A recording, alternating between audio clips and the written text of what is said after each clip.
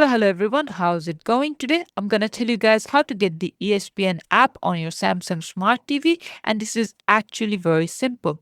All you need to do is just head over to the app menu inside home, and then you need to go to apps, and then you're gonna click on the search icon.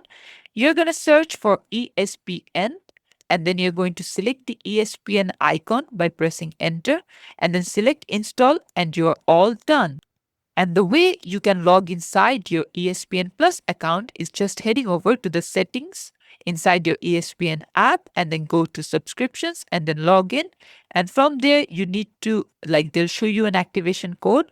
And on your phone or desktop, wherever you have your ESPN.com subscription taken, you want to go to this website, which is ESPN.com/activate. And then you need to put that code, and there you go. You'll be able to log inside your ESPN Plus, and this is how to do it. Thanks for watching. Please leave a like and subscribe for more tutorials like this, and I'll see you guys in the next